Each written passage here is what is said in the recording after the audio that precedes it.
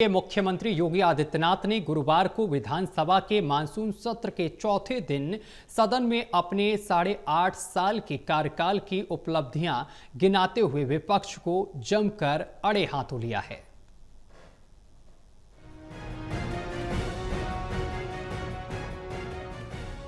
मुख्यमंत्री योगी आदित्यनाथ ने गुरुवार को विधानसभा के मानसून सत्र के चौथे दिन सदन में अपनी 8.5 साल के कार्यकाल की उपलब्धियां गिनवाते हुए विपक्ष को जमकर आड़े हाथों लिया।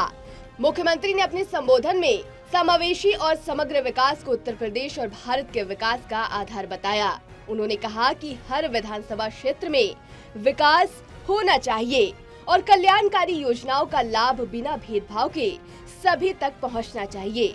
समावेशी विकास ही विकसित यूपी और विकसित भारत की संकल्पना को साकार कर सकता है। उन्होंने विपक्ष पर निशाना साधते हुए कहा कि उनकी चर्चा में विकास कम और सत्ता की चाहत ज्यादा दिखती है। मुख्यमंत्री ने उदाहरण देते हुए विपक्ष को उनकी परिवारवादी सोच के लिए आड़े हाथों लिया।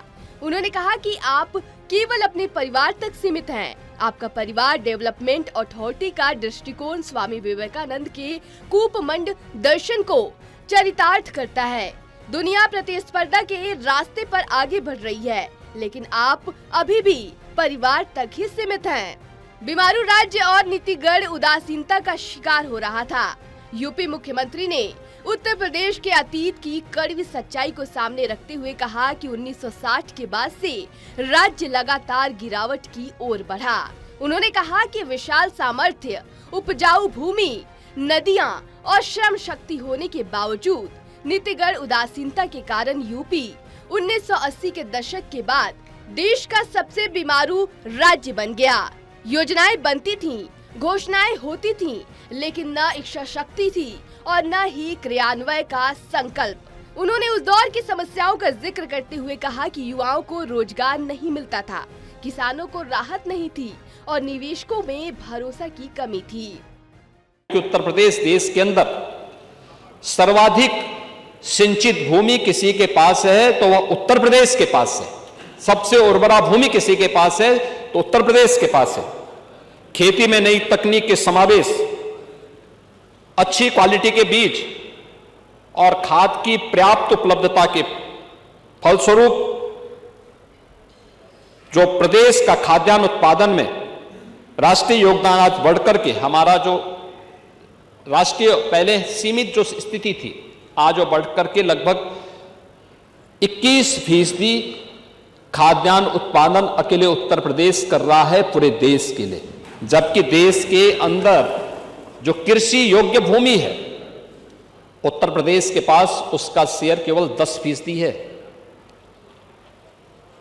जनसंख्या 16% है, लेकिन खाद्यान्न उत्पादन उत्तर प्रदेश से, क्योंकि प्रकृति और परमात्मा की जो असीम कृपा है उस असीम कृपा का परिणाम हमारे अन्नदाता किसानों के परिश्रम और पिछले 8 वर्ष के अंदर किए गए प्रयास का परिणाम है कि आज उत्तर प्रदेश का इसमें योगदान देश के अंदर 21% तक पहुंचा है। मुख्यमंत्री ने 2017 के बाद डबल इंजन सरकार के तहत हुए बदलावों पर प्रकाश डाला।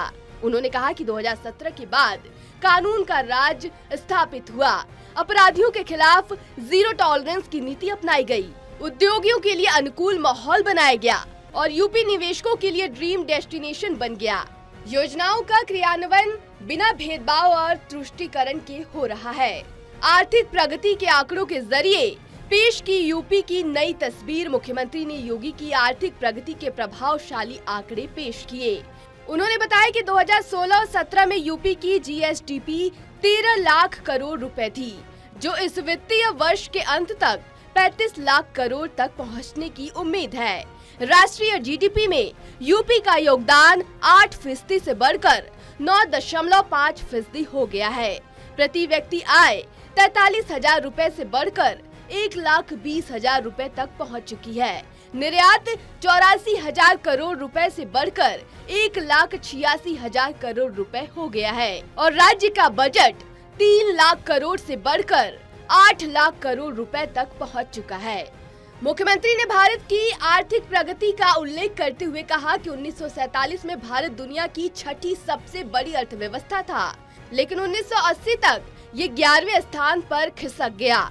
2014 के बाद प्रधानमंत्री नरेंद्र मोदी के नेतृत्व में देश ने प्रगति की और 2017 में 7वें, 2024 में 5वें और 2025 में 4थे स्थान तक पहुंच चुका है। देश की आर्थिक और सामाजिक प्रगति का नेतृत्व करने वाला राज्य बन रहा यूपी। मुख्यमंत्री ने कहा कि यूपी में देश की 16% आबादी निवास करती है, लेकिन 2016-17 तक राष्ट्रीय जीडीपी में उसकी हिस्सेदारी 14% से घटकर 8% रह गई थी। प्रति व्यक्ति आय राष्ट्रीय औसत की तुलना में 1/3 रह गई थी, लेकिन 2017 के बाद यूपी ने कोविड महामारी के बावजूद राष्ट्रीय औसत से बेहतर आर्थिक विकास दर हासिल की। निवेशकों का भरोसा, युवाओं को रोजगार, किसानों को राहत और आम नागरिकों को बेहतर सुविधाएं यूपी की नई पहचान है। उन्होंने सदन से अपील की कि सभी विधायक अपने क्षेत्रों में विकास को गति देने के लिए एकजुट होकर काम करें, ताकि यूपी और भारत के विकास का सपना साकार हो सके। लखनऊ से टोटल टीवी के लिए आकाश की रिपोर्ट।